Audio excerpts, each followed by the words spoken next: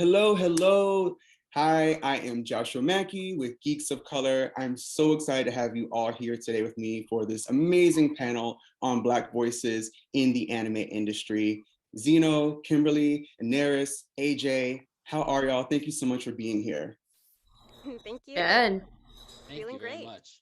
Yeah, thanks. Yeah, I'm good. I'm feeling blessed. Yeah. Love to hear that. So, let's jump right on into it.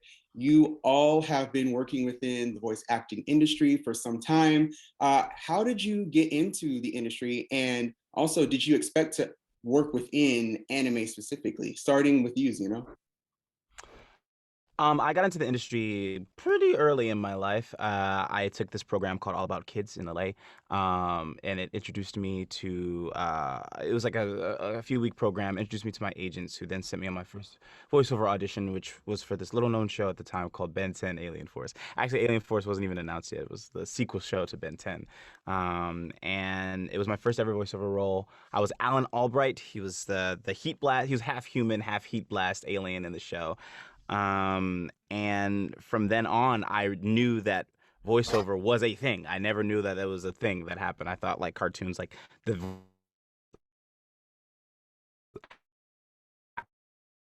and like as it, I don't know what I know now. But once I realized that you could voice act for anime, it was something that I had full intentions on doing.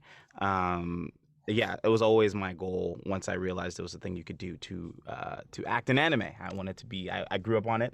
It's one of my favorite mediums and genres. So, but being able to play the hero was like one of my big goals as an actor. Not even just a voice actor, just as an actor in general. And that is my kind of Spark Notes origin, voice acting origin story. Love it. What about you, Kimberly? Okay, so I actually like my first anime was Sailor Moon, and I would read like manga and okay. Like recite the episodes to myself. And back then I had like Windows 95 sound recorder, and I would recite like essentially the script for the episode and act it out myself. And then I came across an article one day when I was like in elementary school saying, "Hey, this is about voice acting." And I'm like, "That's a job? That's a thing?" And I told my mother, "I want to be a voice actor." But then my mother was like, "No, you can't be a voice actor. They don't make any money. You have to get into a science job. You have to get into like something like a math kind of job." And so I majored in computer science, did not take any acting classes until one day um, I took like a voice acting class. I lived in New York at the time, and the teacher there said that, "Hey, you're actually really good." And I think that is what started me on my path to like voice acting and stuff like that, and taking classes, and then eventually getting auditions, so things like that. And now my mother watches everything that I'm in, but she is the person who said, "Well, no, you can't be a voice actor." But now she watches everything that I'm in and brags to her friends about it. So, I love it. A proud supporter. mm, What about you, AJ?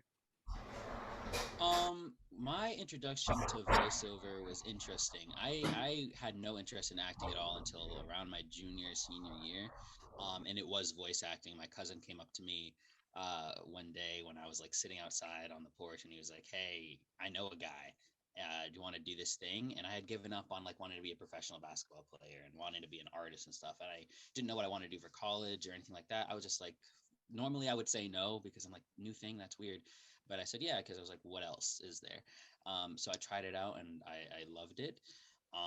And I guess over the next, so I was around like 17, 18 at the time. So over the next couple of years, I kind of like got obsessed with like YouTube videos and stuff like that. And then I started auditioning here and there, but I wasn't really serious about it until like the beginning of 2019 when I got my booth from a dude on Craigslist a couple hours away from me. And I brought it home, and then everything was kind of okay, but I didn't really book anything. And then around 2020, like the beginning of 2020, I booked my first audiobook, which was A Song of Wraiths and Ruin, which went on to like win a whole bunch of like awards because the author is amazing. I love her. Um, but that gave me a lot of opportunities. It was also around the Floyd protests and everything like that, and a lot of people were more willing to give people looked like all the people here, opportunities, which worked out in my favor. I had a booth. I had some awesome friends, and Zeno and Anairis at the time, and other people that were willing to say that I could do it. And around, I want to say the end of last year, not the end of last year, the end of, oh geez, what was last year? Last year was 2021. Yeah, the end of last year, I got my first agent, and I really didn't start working until March of last year. So I've been in the industry for about a year now, and I'm enjoying every bit of it. Amazing. And Anairis? Oh gosh. So I was always into acting when I was a kid. I was especially into recording my voice on tape recorders and stuff. So I just was always into that. And then, as you get older, internet exists, and with the internet came me learning about anime and simultaneously at the same time learning about voice acting. Because, in anime, you'll hear, similar voices, and you'll start to pick up on the voices, and, I was like, oh, this sounds like this character from this anime. It's like, oh, that's so cool. And, eventually I figured out voice acting was a thing, and I was especially a big fan of Fullmetal Alchemist, which has a phenomenal dub. And I used to do impressions of the characters. I had just a whole bunch of characters from Fullmetal Alchemist, like Lust and Wrath and Al and everything. I'm like, I'm gonna do my best impressions, even though at the time I sounded like Rini from Sailor Moon. So I had this high voice, like this cute little, like, hi, hello, whatever that was. And yeah, I was listening to the commentary track for The Conqueror Shambhala, which at the time, 2003 was the thing. There was no Brotherhood. And Laura Bailey was talking about her process for when she was auditioning for Lust. And she was like, yeah, I was thinking about her motivations. And, I wasn't really thinking about the voice. It's just what her character's like. I'm like, character, huh? Oh, I thought it was just a voice, and so it intrigued me because at the time, my main love, my first love was writing, and so in general, I like hearing about character stuff and development stuff, and I'm like, oh, that's so interesting. And yeah, and again, internet existed. I was really into those, what do they call them? Fanimes back then. So I, would audition for stuff and all the little fan stuff, the comics, the fan dubs, whatever. And it was a hobby for years, and I think I started formally when I was like 12-ish. And it was a hobby on and off. I didn't really make money until I was 18. And that's when it kind of became a side job and not my main thing, because I was like, I wouldn't succeed in voiceover. Let me do something more stable. And the stable thing was trying to get into psychology. And yeah, I did that for a while, and then eventually it seemed like the career was kind of calling to me, even though I was very much resisting the call. Yeah, come 2018, year before disaster, 2018, I got cast as Crested Porcupine in Kimono Friends, which was like my first anime role, and I booked that while living in Florida. And back then, pre-pandemic, that kind of getting cast when you're not in a major hub like LA or Texas was unheard of. That wasn't really a thing. And so to me, I was like, oh, I did that. And I just, went to record, and everything was fun. I fell in love with it. I was in love with the studio setting. But I was like, okay, I'm not gonna get my hopes up. I'm getting back to work. I'm just gonna go back to being my normal Floridian self here in Florida. That is the grandfather clock, ignore it. And then I got booked again while living in Florida, and that's when I booked Ruby. And I was like, okay, well, maybe I'll try Texas. So I kind of dipped my toes in the water, and I did really well. I got into all the studios very quickly. But then I had a family emergency that made me come back home, focus on family, had to put work on the back burner, even though it killed my workaholic perfectionist self, but it's okay. And then the pandemic happened, and it allowed remote work to be a thing. And that's kind of where I got the opportunity to audition for Pokemon and My Hero and all these other things. And I was blessed enough to get cast, and here I am. So yeah. I mean, simply amazing. And it's really, really cool to hear that, no two stories are alike, but that there's so many different ways to get into the industry. And now you've all played different characters. And as we've seen now with an anime, there's a nice diversification with more Black and brown faces showing up here. And so how does it feel to play characters who reflect the identities that you hold, both, on screen and now, off screen as well? Starting with you, Anairis. Ooh, that's so fun. It's funny because like anytime I would see any like dark skinned character, whether or not they were black, like growing up, I was like, oh, I love them. This is like me, you know? Like I think I used to be really attached to Katara, and I thought she was black, and she's obviously not. But I was like, oh, she's dark skinned. I'm gonna hold on to her. But I always really appreciated darker skinned characters and seeing characters that looked like me. But I think I always had a hard time finding characters that looked like me, but also felt like me, because we're not all gangsters or sassy black women. There's so many different personalities within any race or species or whatever, right? So, and for me, to specifically have played a few characters that mean a lot to the black community, and they're not particularly of like specific stereotypical personalities, to bring myself to them and to bring depth to them that isn't just their skin. That means a lot, and I'm grateful that I was never really pressured by staff or production ever to put on your best black voice. And it's like, nah, I just got to do me, and that was enough. That's great to hear that authenticity gets to shine through. What about you, AJ? Kind of in the same boat, I'm just happy that I'm coming up in a time where it's really not like getting to play the characters is so amazing, but it's more so for me that I'm getting to play black characters that were created by black people or black writers and stuff like that. We're in a time where I feel like back in the day we didn't really have as much material to work with because there wasn't as many people that looked like us in the other parts of the industry, and the stuff that we did get to work with, as Anairis said, was pretty stereotypical. I feel like now, again, like Anairis said, I'm able to play characters that are black and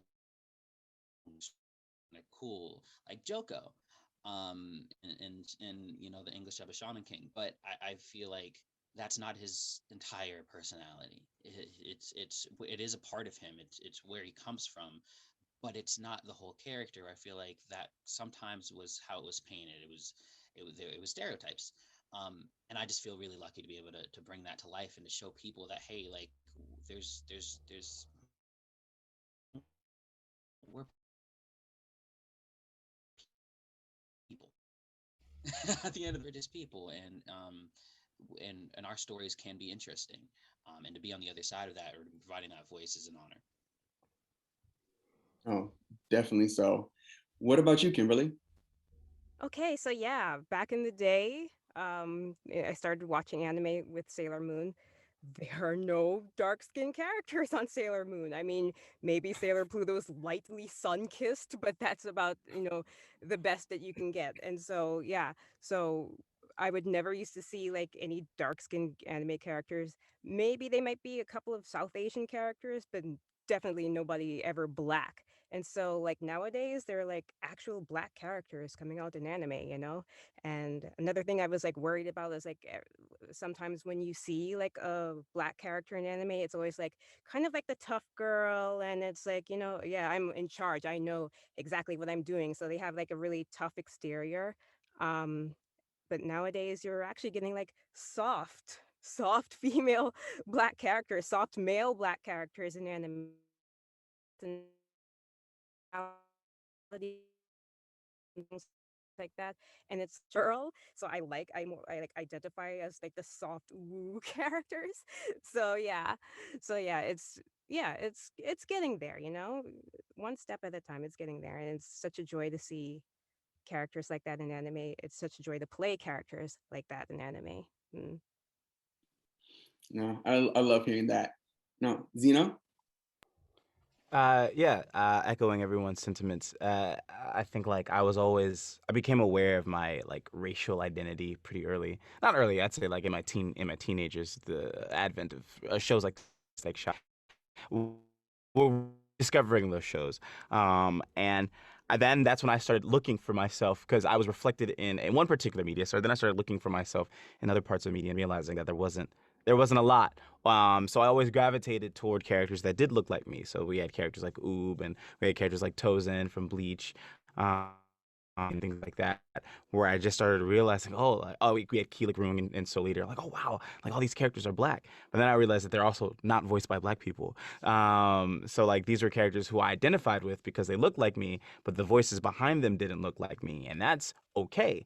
But I therefore, as someone who sees himself in them, didn't feel, I guess, 100% represented, or I didn't feel 100% seen. And there would be some characters who you can just tell, you know, honor being able to help someone like me who saw themselves in a character also see themselves in the voice behind the character. I guess like bridging that gap between just what they look like and what they feel like for an audience member, for a consumer. And as everyone else said, like characters of color in anime have been expanding within the last, I think, 5 to 6 years, not 10, 5 years or so, and they've been given wondrous amounts of depth that I think have been lacking in their characters since when I was a kid and seeing myself in these characters, where they play integral parts of the story. They have key fight scenes or scenes with the protagonists, or sometimes even are the protagonists, and have you get to watch their story unfold on screen, and I think that's a beautiful thing, and it's nothing short of a blessing and an honor to kind of bring those characters to life in all of their depth and complexity, as opposed to them being caricatures or standaway characters or characters that are created as foundational props for the heroes. So that's very gratifying for me, and allows me, I think, to kind of express myself to the best of my ability, or express what I've wanted to see, express a little bit of what I've wanted to see in the industry for a very long time. I remember voicing Ogun. I decided I was going to make him as black as possible, because I just felt like that was necessary, right? But there are other characters who I feel like I don't need to really do that with. But yeah, that's I think it's heading in a dope direction. No, I love hearing that. I know so many other anime fans who are Black love hearing that as well. And so it's very interesting, as you've also, alluded to, is that with, the death of George Floyd and so many other Black folks, especially starting, back before even 2020, it's been a bit of a racial reckoning that's been felt across society. And of course, media and anime have felt it as well, and in animation in its entirety.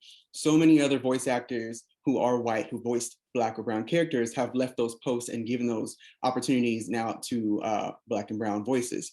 So I'd love to know if you all have seen this shift within your industry, and do you expect to see the shift continuing more and more as the years progress? Starting off with you, Kimberly.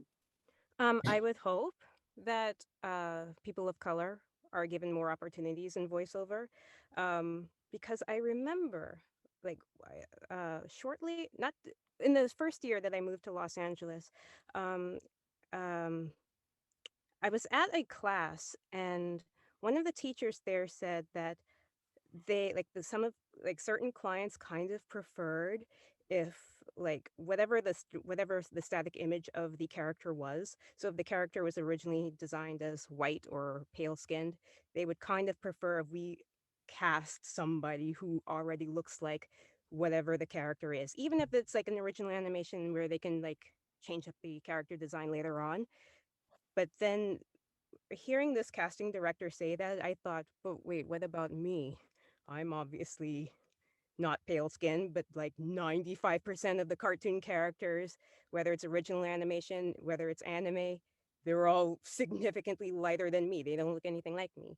But wait, you mean to tell me if I turn in a good audition, that I'm kind of automatically ruled out because I don't look like the way the character was originally designed.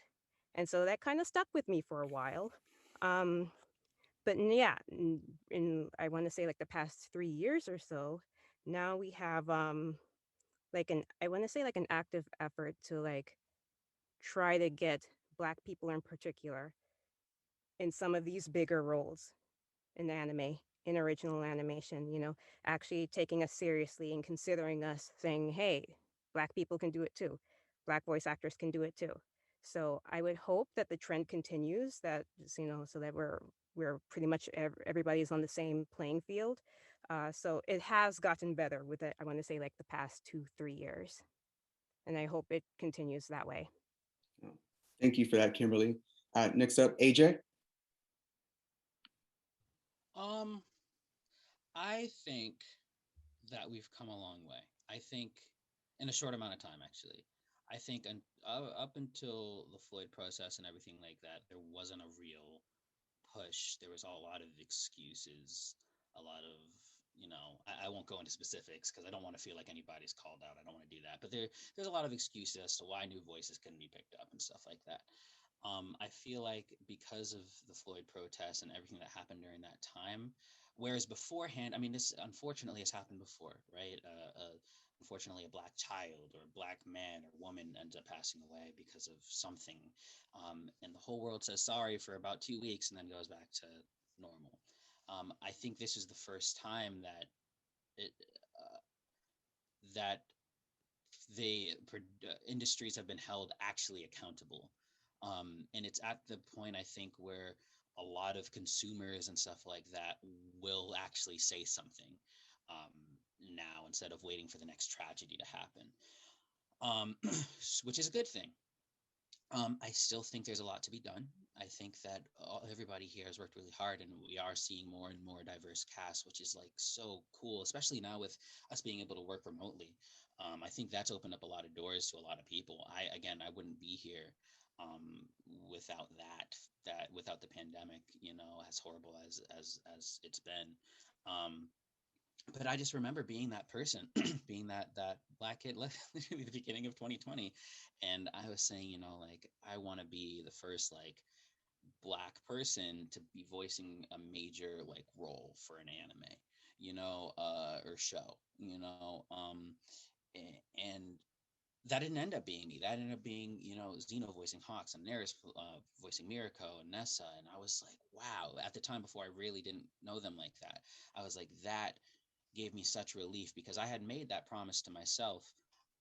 But I didn't think it was going to be possible for another 10 years. I was like, oh, when I moved to LA when I'm like 28, and then I can finally get opportunity. But I saw it happen. I was like, okay, I can do it, and sooner than I thought. And I think that's what representation is. Um, and so, I worked really hard, and here I am. But I still think that there is a tendency to go towards quote unquote wider sounding voices. I think there is still a kind of, an uncomfortableness with maybe someone that might sound more traditionally Black. Um, but I think we're getting there, and I think a lot of people are getting more opportunities, which is good. Good. I mean, this isn't going to be. We also don't want to get opportunities handed to us because people feel bad. All we want is the opportunity to perform and get the same opportunities that our less melanated peers get. And I think we are getting there. And I'm proud to be a part of this change, especially in this last years or so.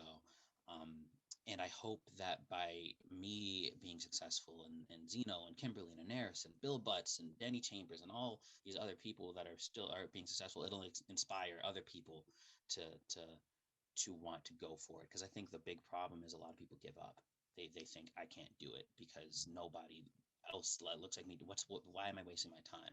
I should just get a normal job like everyone else because I'm not going to get that big role. I'm not going to be the protagonist, and that's starting to change, and I'm very happy to be a part of it. Thank you so much for that, AJ. Anairis? Um, I think if there's one thing that the Floyd protests definitely kind of forced all industries to do, I think it kind of forced everyone to actually listen to people of color.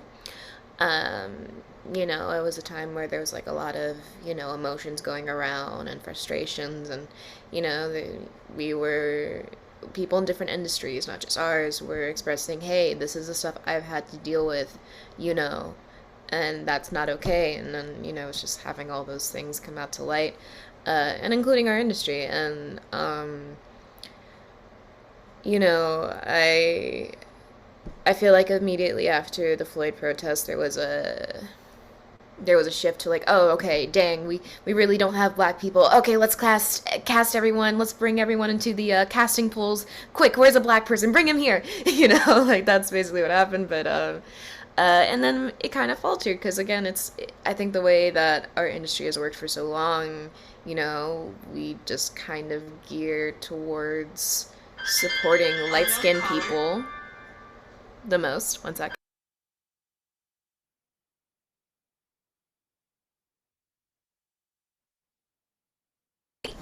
Uh, but supporting light skinned people the most. But I think ultimately, um, now we have become more comfortable expressing ourselves. We have been more comfortable saying, hey, maybe don't do this. Hey, all we want literally are auditions, and we shouldn't have to literally fight to get auditions. I think that's the most frustrating part for all of us. Um, and just kind of, I think, educating. That's what the Floyd protests allowed us to do, and allowed us to do more freely and more confidently. And and as we are gaining our footing now in the shift of the industry of the diversity within, I think other people are seeing that, newcomers who, and they're like, oh wow, we can do this too. We didn't know this was possible. We didn't know we could have characters like Mirko or Nagatoro or Hawks or whatever. um and that's having, like, I think an increase of people who want to get into voiceover, black people who want to get into voiceover. um I've talked to a lot of people at cons, and they're like, oh, how do I do it? And I will tell them, hey, do this, and they're doing it. And I see so many like new people trying to get in than before, and with such confidence now, because when I was trying to get into it, I was not confident. I kind of kept it a hobby and a side thing because I was very much aware that there was a lack of diversity in cast. I saw it. It was very evident to me. And so I was like, oh, well, I don't want to, commit to anything, because what if I make the jump and yeah, maybe I'm good enough, but that's not enough, you know? And, uh, and I think now people can, like, make those steps towards this industry with a bit more confidence. Well, thank you for that, Anairis. And Zeno? Oh, we got you on mute there, Zeno. You're muted. I am muted. Zoom, everybody. I was very much like one of. I think AJ brought up a couple cool points that I just want to echo and resonate with. Which is that, like, I too had established the dream of being the first black man to be a major something in an anime that wasn't Afro Samurai or Cowboy Bebop. I was like also like, yeah, like I haven't seen it. Like, there's no black person voicing Naruto. Like, oh, I want to be that. And I think, like, it's interesting how when you start talking to other people of color, you start to see how similar your stories of your art kind of intersect.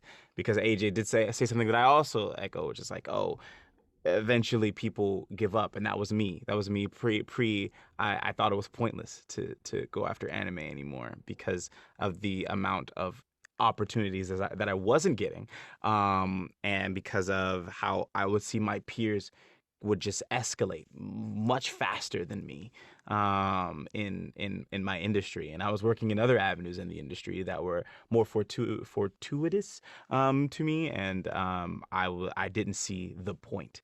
And someone had to convince me. His name was Alan Lee. He's an actor. He convinced me to not quit. And it led to, which is interesting because Hawks happened before the Floyd protest, before the kind of renaissance of the diversity in the anime community. So it was pretty. It was like very. It was kind of like the calm before the storm. It's like this is gonna be me, and then everybody else is good, And it was really really cool to see. And I think like after the Floyd protest, I think it came from a position of like a lot of companies would come out and say that they would support Black people at this important time when we're all going through this collective generational trauma. And we were like, no, you don't. Like, no, don't lie. Don't lie for everybody. I don't think it was more of like it was more of companies like realized that they had to be told, like people, like they had to be told. It was like, it was this big like wave of people suddenly caring about Black opportunities. I think it was like they didn't know that they weren't giving us opportunities. And then in the same breath would say that they like supported us and stood with us in the anime community when we were like, no, not really. I've been doing this for years and I haven't gotten an opportunity at all from you. And it was about like kind of like educating educating everyone about the disparity that they don't see, because some people are too focused on the industry or what they need, when they don't realize that there are people in their industry that also need their support. And I think it has been changing for the better. I do think we have a long way to go. I think the community just in itself has a long way to go. I think if a person of color gets cast in a particular show and the community says that that person has therefore ruined the show, then we have a lot of work to do. So like I think when I can get cast as something and it's not a problem, and Anairis or Kimberley get cast as something and it is a problem, then there's a problem.